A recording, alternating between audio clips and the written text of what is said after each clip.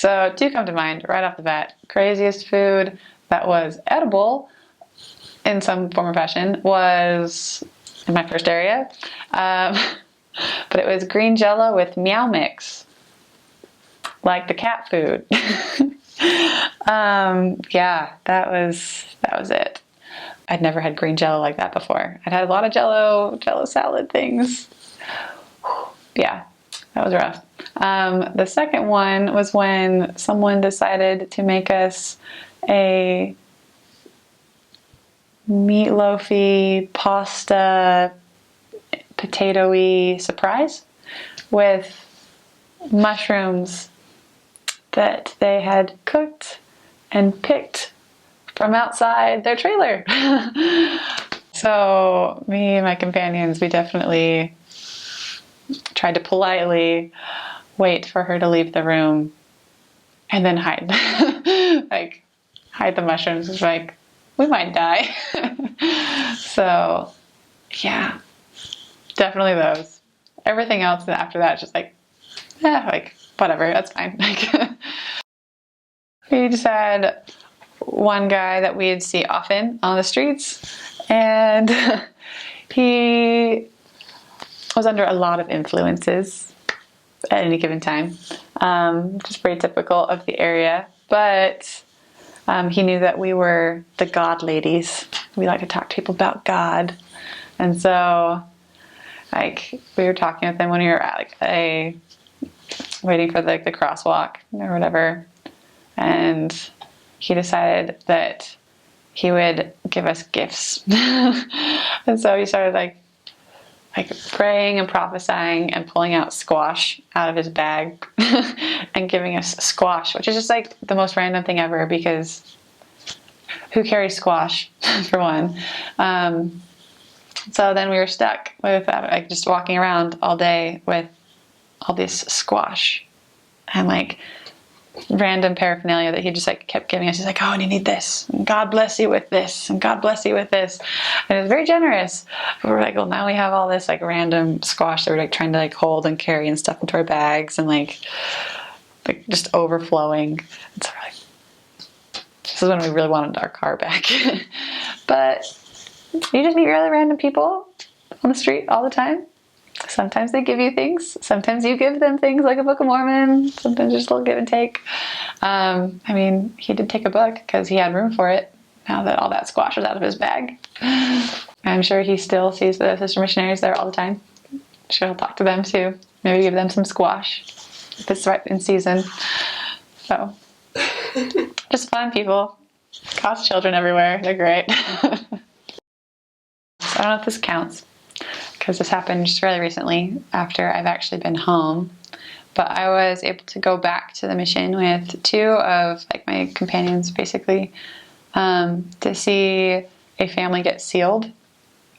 So I didn't have the opportunity while I was on my mission to have like any of my converts or anything like go through the temple or have that kind of experience with them. But being able to go back and see just all these people that I loved, like so much of this ward was all there in this sealing room to witness like this family be sealed together for forever. And like the spirit in that room is what missionary work is about. Like I'd had amazing spiritual experiences on my mission, for sure. People that I love more than like life itself. But I think sometimes we get sidetracked about what's actually the purpose of a mission or the purpose of missionaries. I think it's really easy to be like, well, we're there to find, teach, and baptize. Check, check, check, right? Like we are there to like get these people into the waters of baptism, let them return home to like our Heavenly Father, give them these blessings. But ultimately, the purpose of missionary work is not just for us to return to God, but to be able to stay there and stay there with our families. And like that experience, like bar none, is what made so much of my mission worth it. Like I did not see this family baptized. They were it's in my last area. I wasn't there like when they found these people, or actually when they found the missionaries, more accurately. But the love that I had for them, like, was no less. And then being able to be there in that moment, like when literally eternity forward changed, was just the coolest thing. Is the best thing. There's like really no way to describe it adequately. Like all these words are just rambling and like don't do it justice for just how much like happiness and light and like love was just like radiating out of this room, like out of these people. It was worth having to like drive like all the way through the night and like last minute and like make all these crazy arrangements and like only be there for like a day. Like all of it, so worth it. And it's cool because all that effort is always worth it. That's why God sends out these like teenage kids to like help these families be together for forever, because every effort is worth it. Nothing is wasted. Like the father came from a less active home, all growing up, like, and if like the 40 some years that it took for his family to get to the temple, like that is worth it. Like the timeline is worth it, even if we don't understand it. Depends on where you're at. So if you're in like the boonies, then things are a little bit more rural, accent wise. If you're in like interstate Tacoma, things are a bit more, that's what we're looking for, gangstery, right? A little more edgy. As far as like accent goes, though, not one that I can like imitate. That one that I can like do for you. Not really. Like nothing super crazy. Just talk about the Seahawks and like you'll be fine. That's like the accent. Talk about football and how much you love the Seahawks. Just like a principle of trust. That trust is not a one-way thing. I think very often we really focus on putting our trust in God and doing everything we can to fulfill that trust, which is vitally important. But I think oftentimes we overlook the fact that God, in return, puts a lot of trust in us. And even before we trust Him, He puts trust in us. Like He trusted me to go be a missionary, even when I was completely unqualified. And all of us are so lacking. But He trusts us with like the gifts we've been given. He trusts us with each other. He trusts us with like the gift of the gospel. And sometimes it's difficult for us to remember that we can put trust in that trust.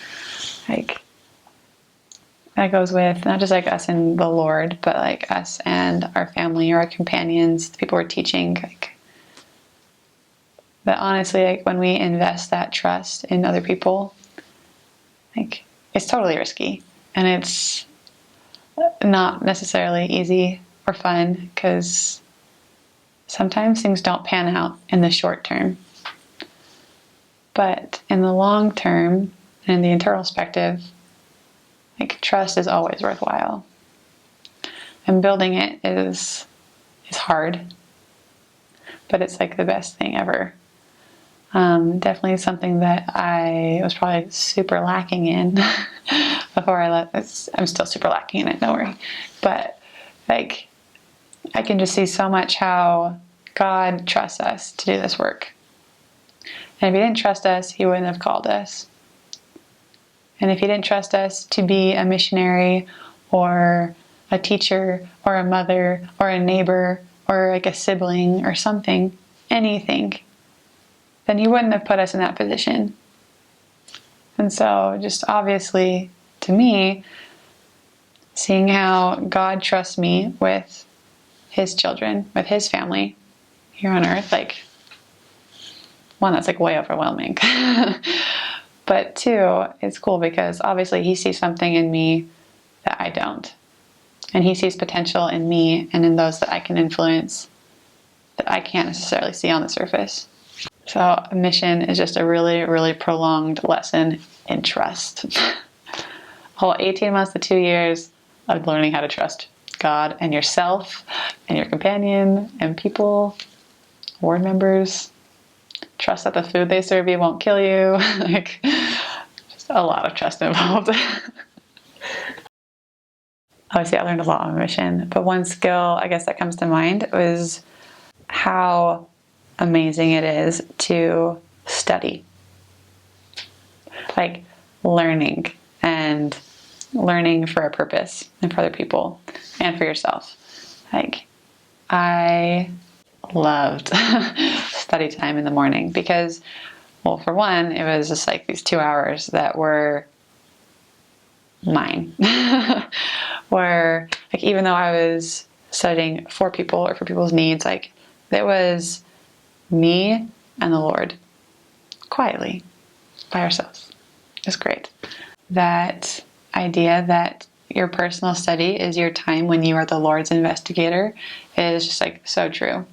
And that I was able to learn so much about like what I needed, or about what my family needed, or my companion, or learn things that like our investigators would eventually need, people that we were teaching. Like I already loved learning things. I'm like pretty curious by nature. I like knowing how stuff works, or like why things happen, or so like studies weren't difficult for me, but just seeing how amazing they could be, like that was something totally new. That was not something that I'd gotten in college, writing papers at 2 a.m, or like cramming for a test, like, or exams. But being able to set aside and like dedicate time for the Lord to teach me. That's really what like personal study and companionship study was all about, was just like being able to be taught. And when the rest of your day, in theory, ideally is taught or is spent teaching other people, hopefully, that being able to like be able to sit and actively be taught by like from on high, like way underappreciated. Well, I guess they're kind of two extremes in Washington. So no one in the Northwest apparently has air conditioning because they all say they don't need it. And from anyone who lives like where like air conditioning exists, it's a bit rough for the couple weeks in like the middle of the summer where it like reaches triple digits and everyone's miserable. And so that's like not really fun. It's not like super extreme, but it's just like totally unexpected. Like I just didn't expect people to not have air conditioning. Like that's just like, that's like a given. But on the other side, like during the winter, people talk about it raining all the time in the Northwest. And like, I mean, it rains a lot, like a lot. But most of the time it's just this like gray, overcast mist. Not always a lot of rain. Like there's no point to having an umbrella or even like a hood half the time because you're going to be wet regardless. Like it's just going to like get into you.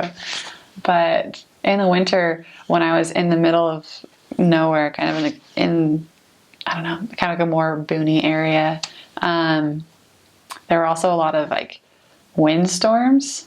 And so when you're surrounded by these like amazingly tall evergreen trees everywhere, and you have windstorms that like tear down these giant evergreen trees, that's a little scary. Because people are like, don't be driving. There's like widowmakers up there. Like your car will get crashed. Like everyone has a story about like in these areas, like they know someone who knows someone who knows someone who died, kind of a thing. So who knows how often these things actually happen. But at one point we had one really crazy windstorm in the winter and like our power was out. And so it was like Sunday morning, no power, no heat, no water. We're like, we don't know, like, I don't know if we can even get to the church building. Like, it was an interesting thing. But besides like windstorms, there's also a lot of flooding that happens. Things like happening currently in Washington right now because you get a lot of water. It's got to go somewhere. So overflowing rivers, windstorms, probably the craziest weather. Other than that, just watch out for the lack of air conditioning in the hot heat. Nothing super insane. Well, when my second mission president was called, the mission prep advice he was given by one of the apostles was to read, preach my gospel, read, preach my gospel, and read, preach my gospel, which I think is like pretty accurate. Like, the more familiar you are with that and with the Book of Mormon, like, just the easier the transition will be on like the practical application of what missionaries do. Because you'll be familiar with like layouts of like the lessons, or like what principles you can share with people, or where to find scriptures. I think it's like a skill that most of us, like, we just all pick up throughout our mission. But like, if you can hit the ground running and have those things already under your belt, then like, that's phenomenal. What I wish I would have done, though, I wish I would have gotten out with missionaries. Like, and granted, every mission's different, and like, so the way missionary work is done, or like allocated, is a little different. But I didn't have a lot of like missionary experiences like with missionaries. I had some, but like the day in, day out kind of stuff, like tracting, like knocking on doors, like that was a really big thing in our mission, and that was never something I'd done. It wasn't like crazy or like terrible, but I don't know, understanding like there's a lot of paperwork involved with missionary work, or there's a lot of like planning that takes place. Just being able to like glimpse that kind of stuff would have been really cool. Maybe prep that I would have liked, but survived without. What if I did it again? Definitely would have wanted more like hands-on experience before I got into the field, like actually helping people teach. Be okay that you're home. Like, I think it's hard for like a lot of us, because you're just so used to like this life. You're so used to having like a really set purpose and set schedules, set expectations. You know when you're doing things well and right, and suddenly you're home and like that structure's gone and you have to preoccupy yourself with seemingly lesser things. But like, if God intended for you to be a missionary in that capacity for forever, then he would have called you to be one. But I think it's really important that we remember that like full-time missionary service is meant to be finite. Like, they called you with a start date and an end date, and sometimes those things kind of shift. But your purpose, just kind of like the purpose of missionary work, is not just to get people into the water, and not just to get like certain check marks. Like, there's a greater purpose in missionary work, and there's a greater purpose in you serving a mission and then having to leave it. Like, there's so much more good that you can do after your mission than I think people realize. And there's so much more influence you can have on people when you're not confined to a very specific proselyting area or like certain mission boundaries. Recognizing that it's okay that you're not in the field and that you're not a missionary anymore. Like, yeah, the transition's like easier or harder for some people, but it's not necessarily something to like guilt trip yourself about. Because like, coming home is already hard enough. Like, don't make it harder on yourself. That, and it's way cool to be able to go back to your mission. Like, to be able to return and see things from like a whole different perspective, and see all these people that you love. And you can stay as long as you want. And you can like have dinner anytime you want. You know, you can do these things. You can hold their children. Like, it's great. But yeah, just know like it's okay. I think honestly for myself, it wasn't the coming home that was hard. It was leaving home. It was leaving the mission. That was the hard part. Because inevitably, if you've served well and done it right, there's always going to be a really big chunk of you left in your mission. So it's hard, but it's necessary.